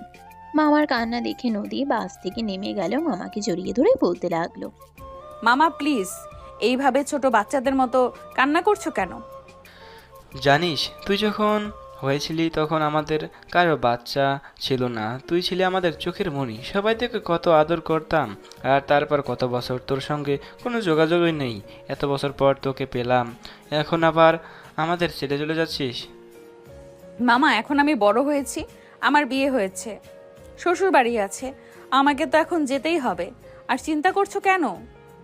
শ্বশুর বাড়িটাকে সামলে নেই, তারপর আবার আসবো। ঠিক আছে মা, ভালো থাকিস, খুব ভালো থাকিস। তোদের দুইজনের জন্য অনেক দোয়া রইল। যা, বাস ছেড়ে দিবে হয়তো এখনই। বলেই তিনি আবার অন্যদিকে বাসে উঠিয়ে দিলেন। নদীর বাসের জানালার পাশের সিটটায় বসলো। মামা তখনও কান্না করছে, ওনার চোখের পানি যেন বাধা মানছে না। অজরে ছড়ে চলেছে মামার কান্না দেখে নদীরও ভীষণ কান্না পাচ্ছে। ছোটবেলায় মামা বলতে তার জীবন ছিল, আর তারপর হঠাৎ করেই মায়ের জেদের কারণে এত বছর মামাদের সঙ্গে আর কোনো যোগাযোগ করা হয়ে ওঠেনি। এত বছর পর মামার বাড়িতে থেকে আবারও সেই ছোটবেলায় ফিরে যেতে ইচ্ছে করছিল, আর তখনই আবারও শহরে ফিরে যেতে হচ্ছে। অনেকদিন থাকতে ইচ্ছে করছিল, কিন্তু কি আর করবে, পরিস্থিতি তো আগে সামাল দিতে হবে। কিছুক্ষণ পরেই বাস ছেড়ে দিল। নদী বাইরে তাকিয়ে আছে। যতদূর মামাকে দেখা যায় সে তাকিয়ে আছে। বাস দ্রুত গতিতে অন্ধকারে হারিয়ে যেতে লাগলো। তার মামা বাস ছেড়ে দেওয়ার পর বেশ কিছুক্ষণ বাসের দিকে তাকিয়ে সামনের দিকে হেঁটে আসছিল, কিন্তু সেটা আর বেশিক্ষণ দেখা গেল না। মুহূর্তের মধ্যেই অন্ধকারে হারিয়ে গেল সব। ভোর 5টায় কমলাপুর স্টেশনে এসে বাস থেমেছে। আকাশ আর নদী দুজনেই ঘুম ঘুম চোখে বাস থেকে নামলো। পাশের একটা দোকান থেকে এক বোতল পানি কিনে নিয়ে দুজনে চোখ মুখ ধুয়ে নিল, আর তারপরেই একটা সিএনজি ভাড়া করে আকাশদের বাসায় চলে আসলো দুজনে। দরজার সামনে দাঁড়িয়ে আছে, কিন্তু কেউই কলিং বেল চাপ দেওয়ার সাহস পর্যন্ত পাচ্ছে না। তখনই নদী আকাশকে বলতে লাগলো, কি হলো, তুমি কলিং বেলে চাপ দিচ্ছ না কেন? আর কতক্ষণ এখানে দাঁড়িয়ে থাকবো? আম্মু দেখার পর কি হবে সেটাই তো ভেবে পাচ্ছি না। কিছু ভেবে পেতে হবে না, সরো তো এখান থেকে। বলেই নদী আকাশকে সেখান থেকে সরিয়ে দিয়ে নিজেই কলিং বেলে চাপ দিল। একটু পরেই আকাশের আম্মু এসে দরজা খুলে দিল। আকাশের আম্মু আকাশকে দেখা মাত্রই দৌড়ে এসে জড়িয়ে ধরে কান্না করে দিলেন, আর বলতে লাগলেন, কি রে বাবা, কি হয়েছিল তোর? তুই আমাদের কাউকে কোনো কিছু না জানিয়ে এভাবে হুট করে কোথায় চলে গেছিলি? না মানে আসলে আম্মু। কি হলো বাবা, কি হয়েছে? আমাকে খুলে বলছিস না কেন? এভাবে তুই তোতলাচ্ছিস কেন? তখনই পিছন থেকে বেরিয়ে এলো নদী। মুহূর্তের মধ্যেই নদী আর আকাশের আম্মুর দুজনেরই চোখ চড়ক গাছ। আকাশের আম্মু চিৎকার করে বলতে লাগলো, এই মেয়ে, তুমি এখানে কি করে? তুমি না তোমার বয়ফ্রেন্ডের সঙ্গে পালিয়ে গেছো? কথাটা শুনেই যেন পায়ের নিচ থেকে মাটি সরে গেল আকাশের। সে এটা ভাবতেই পারছে না কি থেকে কি হয়ে গেল। আকাশের আম্মু চিল্লাফাল্লা করে বাড়ির সবাইকে ড্রয়িং রুমে নিয়ে আসবেন। তিনি কোনোভাবেই কোনো কিছু মিলাতে পারছেন না, যেন মাথার উপর আকাশ ভেঙে পড়েছে ওনার। আকাশের আব্বু তখন আকাশের আম্মুকে শান্ত করতে বলতে লাগলেন, যা হওয়ার হয়ে গেছে, এসব কিছু নিয়ে আর কোনো ঝামেলা করো না। তোমার বড় ছেলে বউ বানাতে চেয়েছিলে, এখন ছোট ছেলে বউ হয়ে এই বাড়িতে এসেছে, এতে এত ঝামেলা করা কি আছে? মানে তোমার কি মাথা খারাপ হয়ে গেছে নাকি? এক ছেলের সঙ্গে বিয়ের সম্বন্ধ করলাম আর অন্য ছেলের সঙ্গে পালিয়ে গিয়ে বিয়ে করে নিলে, তাও আবার আজ প্রায় 1 মাস পর ফিরে এসেছে। দেখো, ওরা ছোট মানুষ, ভুল করতেই পারে, কিন্তু তাই বলে তুমি আর আমি তো ভুল করতে পারি না। ওদেরকে যদি এখন আমরা বাড়ি থেকে বের করে দিই তাহলে কোথায় যাবে সেটা বলতে পারো? আর আমাদের তো মান সম্মান যাবে।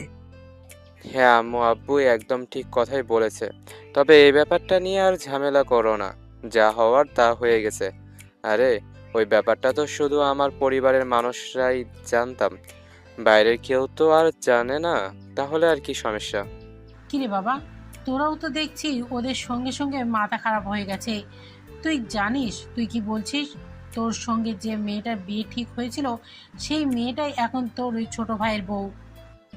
হ্যাঁ তো কি হয়েছে?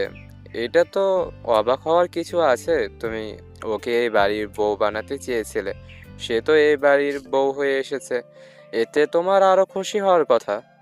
মানে তোরা সবাই পাগল হয়ে গেছিস। হ্যাঁ, যদি তোমার সেটা মনে হয়ে থাকে তাহলে সেটাই আমার ছোট ভাই একটা ভুল করেছে, তার জন্য আমি ভাইয়ের সঙ্গে সম্পর্ক নষ্ট করতে পারি না। আর এমন তো নয় যে ওর বউয়ের সঙ্গে আগে আমার বিয়ে হয়ে গিয়েছিল, তারপর সে কিছু একটা করেছে। হ্যাঁ রাজ তো ঠিক কথাই বলেছে। ও যদি এই ব্যাপারটাকে এত সহজভাবে নিতে পারে, তাহলে তুমি মা হয়ে কেন এই ব্যাপারটা মেনে নিতে পারছো না? তুমি এটা মেনে নাও, এটা তোমার জন্য ভালো হবে এবং আমাদের পরিবারের প্রত্যেকটা সদস্যের জন্য খুবই ভালো হবে। তোমাদের যা ভালো মনে হয় তোমরা তাই করো, আমি এই ব্যাপারে আর কোনো কথাই বলবো না। তখনই নদী সামনের দিকে এগিয়ে আসে আকাশের আম্মুর হাত দুটো ধরে বলতে থাকে, দেখুন আম্মু, আসলে আমি বিয়েটা করতে চেয়েছিলাম না। আপনার বড় ছেলেকে আমার পছন্দ ছিল, তাই আমি বাড়ি থেকে পালিয়ে যাচ্ছিলাম। আর তখনই রাস্তায় আপনার ছোট ছেলের সঙ্গে দেখা হয়ে যায়। তবে আপনার ছোট ছেলে বা আমরা তো কেউই কাউকে চিনতাম না, তাই অ্যাক্সিডেন্টালি আমরা দুজনে বিয়েটা করে নিই।